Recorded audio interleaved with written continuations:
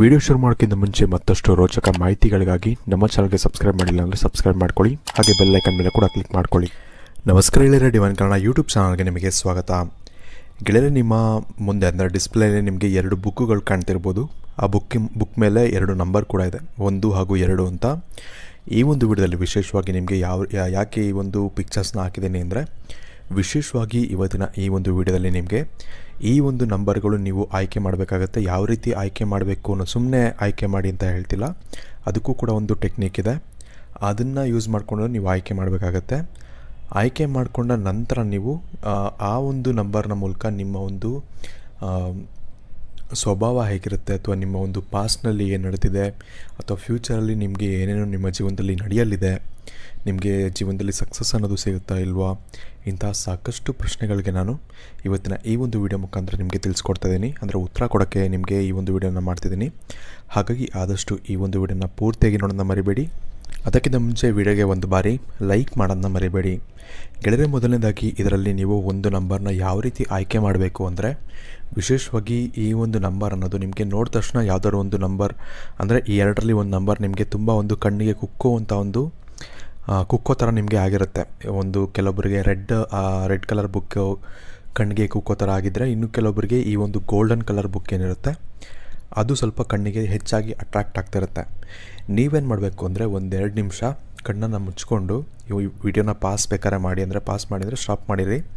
Stop ಮಾಡಿಕೊಂಡು ಈ ಒಂದು ಬುಕ್ಕನ್ನು ಇಲ್ಲಿವರೆಗೂ ನೋಡಿರ್ತೀರ ನೀವು ಇಮೇಜಲ್ಲಿ, ಅದನ್ನು ನೀವು ತಲೆಯಲ್ಲಿ ಇಟ್ಕೊಂಡು ಒಂದು ಸ್ವಲ್ಪ ನೆನೆಸ್ಕೊಳ್ಳಿ. ಅಂದರೆ ಸ್ವಲ್ಪ ಅದ್ರ ಬಗ್ಗೆ ಯೋಚನೆ ಮಾಡಿ, ನಿಮಗೆ ಯಾವೊಂದು ನಂಬರ್ ಅನ್ನೋದು ಹೆಚ್ಚಾಗಿ ನಿಮ್ಮ ತಲೆಗೆ ಬರ್ತಾ ಇದೆ, ಅಥವಾ ನಿಮಗೆ ಯೋಚನೆಗೆ ಯಾವ ನಂಬರ್ ಹೆಚ್ಚಾಗಿ ನಿಮಗೆ ಕಾಣ್ತಾ ಇದೆ, ಆ ಒಂದು ನಂಬರನ್ನು ನೀವು ಆಯ್ಕೆ ಮಾಡ್ಕೋಬೇಕಾಗತ್ತೆ. 1 ಆದರೂ ಪರವಾಗಿಲ್ಲ, ಅಥವಾ 2 ಆದರೂ ಪರವಾಗಿಲ್ಲ. ಆ ಒಂದು ನಂಬರ್ನ ನೀವು ತಲೆಯಲ್ಲಿ ಇಟ್ಕೊಬೇಕಾಗತ್ತೆ. ಯಾಕಂದರೆ ನಿಮಗೆ ದೇವರು ಇದರಿಂದ ನಿಮಗೆ ಒಂದು ಸಂಕೇತವನ್ನು ಕೊಡ್ತಾ ಇದ್ದಾನೆ, ಅಥವಾ ಏನೋ ಒಂದು ಮುಂದೆ ಜೀವನದಲ್ಲಿ ಒಳ್ಳೆಯದಾಗಬೇಕು ಅಥವಾ ಒಳ್ಳೇದು ಮಾಡಬೇಕು ಅನ್ನೋ ಒಂದು ಆಸೆ ಇದ್ದರೆ, ಅಥವಾ ನಿಮಗೆ ಇಚ್ಛೆ ಇದ್ದರೆ ಅದಕ್ಕೆ ಒಂದು ಸಂಕೇತವನ್ನು ಇದ್ರ ಮೂಲಕ ಕೊಡ್ತಿದ್ದಾನೆ ಅಂತ ನೀವು ಅಂದ್ಕೊಬೋದು. ಈ ರೀತಿ ನೀವು ಈ ಒಂದು 2 ಬುಕ್ಕಲ್ಲಿ ಅಥವಾ 2 ನಂಬರ್ಗಳಲ್ಲಿ ಒಂದು ನಂಬರನ್ನು ನೀವು ಆಯ್ಕೆಯನ್ನು ಮಾಡಬೇಕಾಗತ್ತೆ. ವಿಶೇಷವಾಗಿ ನೀವು ಯಾವ ನಂಬರನ್ನು ಆಯ್ಕೆ ಮಾಡಿರಿ ಅಂತ ನಮಗೆ ಕಮೆಂಟ್ ಮಾಡಿ ತಿಳಿಸಿರಿ ಫಸ್ಟು. ಆಮೇಲೆ ನಾನು ಮುಂದೆ ನಿಮಗೆ ವಿಡಿಯೋದಲ್ಲಿ ನಿಮಗೆ ಈ 1ರ ಮೂಲಕ ನಿಮ್ಮ ಒಂದು ಪಾಸ್ಟ್ ಏನಾಗಿರುತ್ತೆ, ಅಂದರೆ ಹಿಂದೆ ಏನಾಗಿರುತ್ತೆ ಅಥವಾ ಮುಂದೆ ಏನಾಗುತ್ತೆ ನಿಮಗೆ ಒಳ್ಳೆಯದು, ಎಲ್ಲವನ್ನು ಕೂಡ ನಾನು ನಿಮಗೆ ತಿಳಿಸ್ಕೊಡ್ತೀನಿ. ಇದರಲ್ಲಿ ಮೊದಲನೇದಾಗಿ ನಂಬರ್ 1ಅನ್ನು ಆಯ್ಕೆ ಮಾಡಿದರೆ, ಅಂದರೆ ಈ ಒಂದು ಕೆಂಪು ಕಲರ್ ಪುಸ್ತಕವನ್ನು ನೀವು ಆಯ್ಕೆ ಮಾಡಿದರೆ, ಗೆಳೆಯರೆ ನೀವು ಈ ನಂಬರನ್ನು ನೀವು ವಿಶೇಷವಾಗಿ ಆಯ್ಕೆ ಮಾಡಿದ್ರೆ ಅಂದರೆ, ವಿಶೇಷವಾಗಿ ಇವರ ಒಂದು ಒಳ್ಳೆಯ ವಿಷಯ ಏನಪ್ಪ ಅಂದರೆ, ತುಂಬ ದಯೆ ಇರುವಂಥ ಒಂದು ವ್ಯಕ್ತಿಗಳು ಅಂತಲೇ ಹೇಳ್ಬೋದು. ಅಂದರೆ ಮನಸ್ಸಿನಲ್ಲಿ ಕಲ್ಮಶ ಅನ್ನೋದೇ ಇರೋದಿಲ್ಲ ಅಂಥ ಒಂದು ವ್ಯಕ್ತಿಗಳು ಅಂತಲೇ ಹೇಳ್ಬೋದು. ಆದರೆ ಒಂದು ಪ್ರಾಬ್ಲಮ್ ಏನಂದರೆ, ಅದು ಇವರಿಗೆ ರಿಟರ್ನ್ ಅನ್ನೋದು ಸಿಗೋದಿಲ್ಲ. ಅಂದರೆ ಇವರು ಜನಕ್ಕೆ ತುಂಬ ಒಳ್ಳೇದು ಮಾಡೋಕ್ಕೆ ಟ್ರೈ ಮಾಡ್ತಾರೆ, ಒಳ್ಳೇದು ಮಾಡ್ತಾರೆ ಕೂಡ. ಆದರೆ ಇವ್ರಿಗೆ ಅವರಿಂದ ಏನು ಉಪಯೋಗ ಆಗೋದಿಲ್ಲ, ಅಥವಾ ಏನು ಒಳ್ಳೇದು ಮಾಡಬೇಕು ಅಂತ ಇನ್ನೊಬ್ಬರಿಗೆ ಇವ್ರ ಮೇಲೆ ಅನಿಸೋದಿಲ್ಲ ಅಂತ ಹೇಳ್ಬೋದು. ಏನು ಕೂಡ ಒಳ್ಳೇದನ್ನ ಇವರು ಎಕ್ಸ್ಪೆಕ್ಟ್ ಮಾಡೋಕ್ಕಾಗಲ್ಲ. ಬಟ್ ಆದರೆ ತುಂಬ ಇವರು ಜನಕ್ಕೆ ಕೊಡುವಂಥ ಒಂದು ಸ್ವಭಾವ ಇರುತ್ತೆ. ದಾನ ಧರ್ಮಗಳಲ್ಲಿ ಹೆಚ್ಚಿನದಾಗಿ ವಿಶ್ವಾಸವನ್ನು ಹೊಂದಿರ್ತಾರೆ, ಅಥವಾ ತುಂಬ ವಿಷಯದಲ್ಲಿ ಇವ್ರಿಗೆ ಇನ್ನೊಬ್ಬರ ಮೇಲೆ ಹೆಚ್ಚಿನ ಒಂದು ದಯೆ ಅನ್ನೋದು ತುಂಬ ಜಾಸ್ತಿ ಇರುತ್ತೆ. ಅದರ ಮುಂಚೆನೇ ಹೇಳಿದಾಗೆ, ಇನ್ನೊಬ್ಬರಿಂದ ಇವ್ರಿಗೆ ಯಾವುದೇ ರೀತಿಯಾದ ಒಂದು ದಯ ಅಥವಾ ಏನು ಕೂಡ ಇವ್ರಿಗೆ ಹೆಲ್ಪ್ ಆಗೋದಿಲ್ಲ. ತುಂಬ ಸತಿ ಅಂದರೆ ಮೋಸ್ಟ್ ಆಫ್ ದ ಟೈಮ್ಸ್, ಎಲ್ಲನೂ ಆಗಲ್ಲ ಅಂತ ಹೇಳೋಕ್ಕಾಗಲ್ಲ. ಕೆಲವೊಬ್ಬರು ಇವ್ರಿಗೆ ಒಳ್ಳೆಯದನ್ನು ಕೂಡ ಬಯಸುವಂಥ ಒಂದು ವ್ಯಕ್ತಿಗಳಿರ್ತಾರೆ. ಆದರೆ ಹೆಚ್ಚಿನದಾಗಿ ಇವ್ರಿಗೆ ಕೆಟ್ಟದ್ದು ಬಯಸುವಂಥ ಒಂದು ವ್ಯಕ್ತಿಗಳೇ ಜಾಸ್ತಿ ಇರ್ತಾರೆ ಅಂತಲೇ ಹೇಳ್ಬೋದು. ಆದರೆ ಒಳ್ಳೆಯ ವಿಷಯ ಏನಪ್ಪ ಅಂದರೆ, ಇವ್ರಿಗೂ ಕೂಡ ಒಂದು ಒಳ್ಳೆಯ ಟೈಮ್ ಅನ್ನೋದು ಬರುತ್ತೆ. ಇವರು ಏನೇನು ಒಳ್ಳೆಯ ಕರ್ಮಗಳನ್ನ ಮಾಡಿರ್ತಾರೆ, ಅಂದರೆ ಒಳ್ಳೆಯ ಕೆಲಸಗಳನ್ನ ಮಾಡಿರ್ತಾರಲ್ಲ, ಅದಕ್ಕೆ ಪ್ರತಿಫಲ ಅನ್ನೋ ಒಂದು ರೀತಿ ಇವ್ರಿಗೆ ಒಳ್ಳೆಯ ಟೈಮ್ ಅನ್ನೋದು ಕೂಡ ಬರುತ್ತೆ. ಅಥವಾ ಇವರು ಎಕ್ಸ್ಪೆಕ್ಟೇ ಮಾಡದಿರೋ ರೀತಿಯಲ್ಲಿ ಇವರು ಗೆಲುವನ್ನು ಇವರು ಪಡ್ಕೊಳ್ತಾರೆ ಅಂತಲೇ ಹೇಳ್ಬೋದು. ಅಂಥ ಒಂದು ಟೈಮ್ ಕೂಡ ಅವ್ರಿಗೆ ಬರುತ್ತೆ. ಆದರೆ ಇವರು ತುಂಬ ತಾಳ್ಮೆಯಿಂದ ಇರಬೇಕಲ್ಲಿ. ಇವರು ತಮ್ಮ ತನವನ್ನು ಇವರು ಕಳೆದುಕೊಳ್ಬಾರ್ದು ಅಂತಲೇ ಹೇಳ್ಬೋದು. ಅಂದರೆ ಇವರೇನು ದಾನ ಧರ್ಮಗಳನ್ನ ಮಾಡ್ಕೊಂಬರ್ತಾರೆ, ಅದನ್ನು ಮನಸ್ಸಿಂದ ಮಾಡ್ಕೊಂಬಂದಿರ್ತಾರೆ. ಯಾವುದೇ ರೀತಿಯಾದ ಒಂದು ಕಲ್ಮಶ ಇರೋದಿಲ್ಲ, ಮುಂಚೆನೂ ಹೇಳಿದೆ.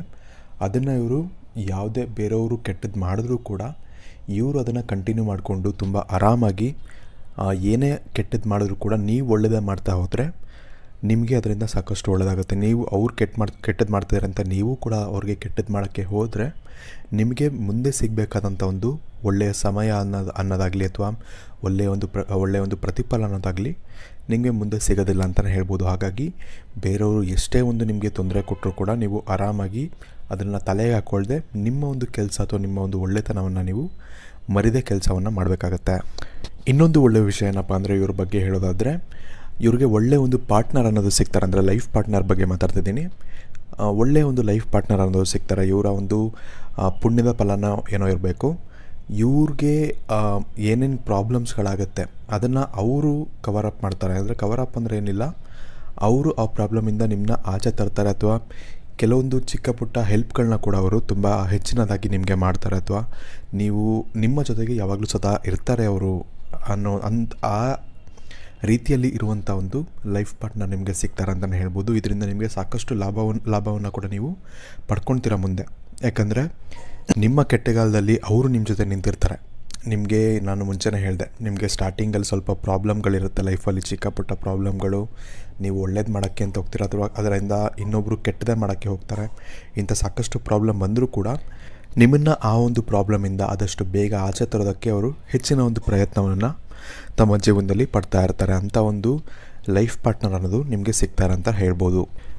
ಇನ್ನು ಇದಲ್ಲದೆ ಇನ್ನೊಂದು ವಿಷಯ ಏನಪ್ಪ ಅಂದರೆ ಇವರು ಗೌರ್ಮೆಂಟ್ ಜಾಬ್ಗಳಿಗೆ ನೀವು ಟ್ರೈ ಮಾಡ್ತಾಯಿದ್ದೀರಾ ಅಂದರೆ ನಿಮಗೆ ಅದರಿಂದ ಕೂಡ ನಿಮಗೆ ಗೌರ್ಮೆಂಟ್ ಜಾಬ್ ಸಿಗುವಂಥ ಒಂದು ಯೋಗ ನಿಮಗೆ ಹೆಚ್ಚಾಗಿದೆ ಅಂತ ಹೇಳ್ಬೋದು. ಇದರ ಜೊತೆಗೆ ನೀವು ಕಾಂಪಿಟೇಟಿವ್ ಎಕ್ಸಾಮ್ಗಳು ಅಂದರೆ JEE ಅಥವಾ ತುಂಬ ಇರ್ತಾವಲ್ಲ ನಿಮಗೆ ಕಾಂಪಿಟೇಟಿವ್ ಎಕ್ಸಾಮ್ಸ್ ಅಂದರೆ ಗೊತ್ತಿರ್ಬೋದು, ಅದೆಲ್ಲದಕ್ಕೂ ಕೂಡ ನೀವು ಟ್ರೈ ಮಾಡ್ತಾಯಿದ್ರೆ ಅಥವಾ ನೀವು ಬರಿತಾ ಇದ್ದರೆ ನಿಮಗೆ ಅದರಿಂದ ಹೆಚ್ಚಿನ ಒಂದು ಸಕ್ಸಸ್ ಅನ್ನೋದು ಸಿಗುವಂಥ ಒಂದು ಸಾಧ್ಯತೆಗಳು ತುಂಬ ಹೆಚ್ಚಾಗಿ ಕಾಣಿಸ್ತಾ ಇದೆ. ನಿಮಗೆ ನಿಮ್ಮ ಮುಂದಿನ ಭವಿಷ್ಯ ಹೇಗಿದೆ ಎಂದು ತಿಳಿದುಕೊಳ್ಳುವ ಕುತೂಹಲ ಇದೆಯೇ?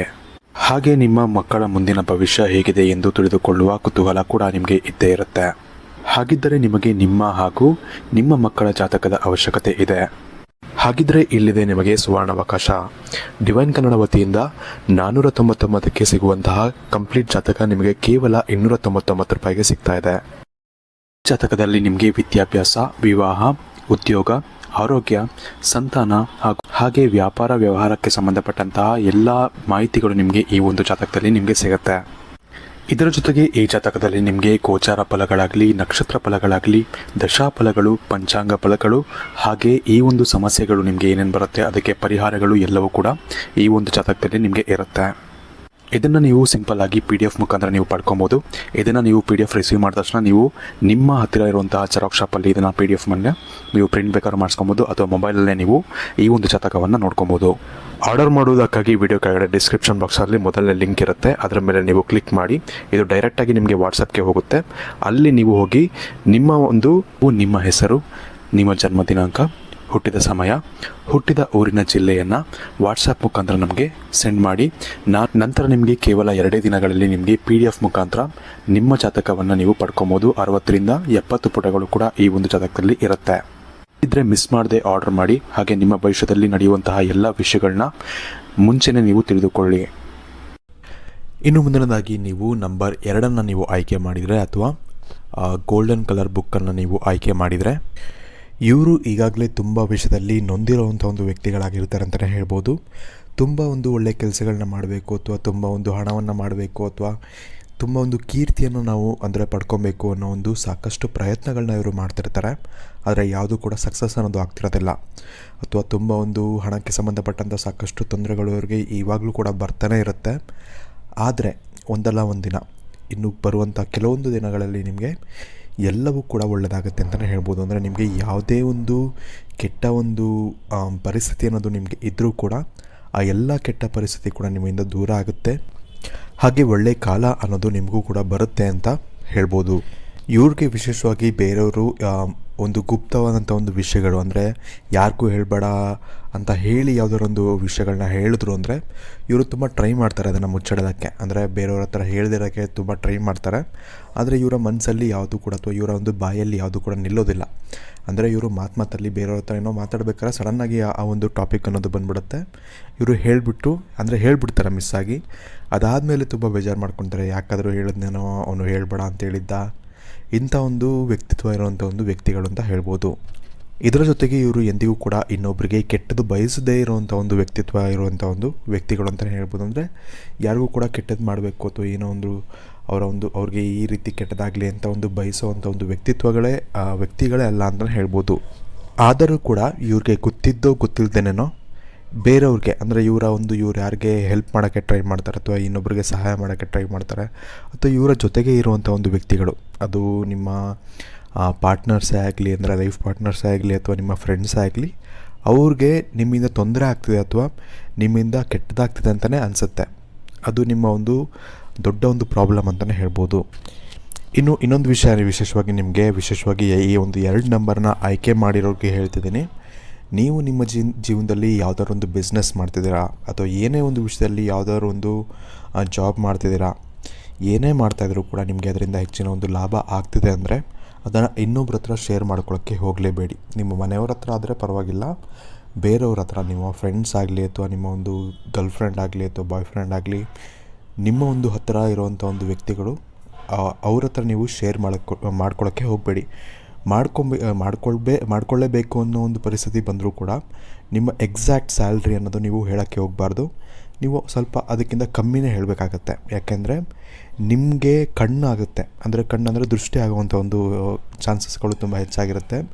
ಇದರಿಂದ ನಿಮಗೆ ನೀವು ಇರುವಂಥ ಒಂದು ಪರಿಸ್ಥಿತಿಯಿಂದ ನೀವು ಇಳಿಯುವಂಥ ಸಾಧ್ಯತೆ, ಅಂದರೆ ನೀವು ಒಳ್ಳೆಯ ಒಂದು ಸಿಚುವೇಶನ್ ಅಥವಾ ಒಳ್ಳೆಯ ಒಂದು ಸ್ಥಾನದಲ್ಲಿದ್ದೀರಾ ಅಂದರೆ ಅದಕ್ಕಿಂತ ಕೆಳಗೆ ಬರುವಂಥ ಒಂದು ಸಾಧ್ಯತೆಗಳು ಇದರಿಂದ ಜಾಸ್ತಿ ಇರುತ್ತೆ. ಈ ಒಂದು ಕಾರಣದಿಂದಾಗಿ ನಿಮ್ಮ ಒಂದು ಏನಂತಾರೆ ಈ ಒಂದು ಅರ್ನಿಂಗ್ಸ್ ಆಗಲಿ ಇಂಥ ಒಂದು ವಿಷಯಗಳನ್ನ ತುಂಬ ಜನರ ಹತ್ರ ನೀವು ಶೇರ್ ಮಾಡ್ಕೊಳ್ಳೋಕ್ಕೆ ಹೋಗಬೇಡಿ. ಇನ್ನೊಂದು ವಿಷಯ ಏನಪ್ಪ ಅಂದರೆ ಇವರ ಒಂದು ಲೈಫ್ ಪಾರ್ಟ್ನರ್ ವಿಷಯಕ್ಕೆ ಬಂದರೆ, ಇವರು ತುಂಬ ಇಷ್ಟಪಡ್ತಿರ್ತಾರೆ ಅಥವಾ ತುಂಬ ಅವ್ರನ್ನೇ ಮದುವೆ ಆಗಬೇಕು, ಅವ್ರನ್ನ ಜೀವನ ಪೂರ್ತಿ ಅವ್ರ ಜೊತೆನೇ ಇರಬೇಕು ಅನ್ನೋ ಒಂದು ಹೆಚ್ಚಿನದಂಥ ಒಂದು ಯೋಚನೆಗಳನ್ನ ಇವರು ಮಾಡ್ಕೊಂಡಿರ್ತಾರೆ ಮುಂಚೆಯಿಂದನೂ. ಆದರೆ ತುಂಬ ಸಲ ಆ ರೀತಿ ಆಗೋದಿಲ್ಲ. ಯಾಕಂದರೆ ನೀವು ಯೋಚನೆ ಮಾಡಿದಂತೆ ನಿಮ್ಮ ಪಾರ್ಟ್ನರನ್ನವರು ಯೋಚನೆ ಮಾಡ್ತಿರೋದಿಲ್ಲ. ತುಂಬ ಜನಕ್ಕೆ ಸಕ್ಸಸ್ ಅನ್ನೋದು ಕೂಡ ಆಗುವಂಥ ಸಾಧ್ಯತೆಗಳು ಇರುತ್ತೆ. ಆದರೆ ತುಂಬ ಹೆಚ್ಚಿನದಾಗಿ ಅಂದರೆ ಒಂದು 80% ಅಂತಲೇ ಹೇಳ್ಬೋದು. 80% ಜನರಿಗೆ ನಿಮಗೆ ಹೆಚ್ಚಾಗಿ ಮೋಸ ಆಗುವಂಥ ಸಾಧ್ಯತೆಗಳೇ ಇರುತ್ತೆ. ಈ ಒಂದು ಕಾರಣದಿಂದಾಗಿ ಪ್ರೀತಿ ಮಾಡೋದ್ರಿಂದ ಏನು ತಪ್ಪಿಲ್ಲ ನಿಮಗೆ, ಆದರೆ ಹೆಚ್ಚಿನ ಒಂದು ಎಕ್ಸ್ಪೆಕ್ಟೇಷನ್ ಅನ್ನೋದು ನೀವು ಇಟ್ಕೊಬಾರ್ದು. ಅವರೇ ನಮ್ಮ ಜೀವನ ಪೂರ್ತಿ ಇರ್ತಾರೆ, ಅವರೇ ನನ್ನ ಹೆಂಡತಿ ಆಗ್ತಾರೆ ಅಥವಾ ಇಂಥ ಒಂದು ಥಿಂಕಿಂಗ್ ಅನ್ನೋದು ನಿಮಗೆ ಇದ್ದರೆ ನೀವು ಇದರಿಂದ ತುಂಬ ಒಂದು ನೋವನ್ನು ಪಡ್ತೀರಾ ಅಂತ ಹೇಳ್ಬೋದು. ಹಾಗಾಗಿ ಇದರ ಬಗ್ಗೆ ನೀವು ಸ್ವಲ್ಪ ಗಮನವನ್ನು ಇಟ್ಕೊಬೇಕಾಗತ್ತೆ.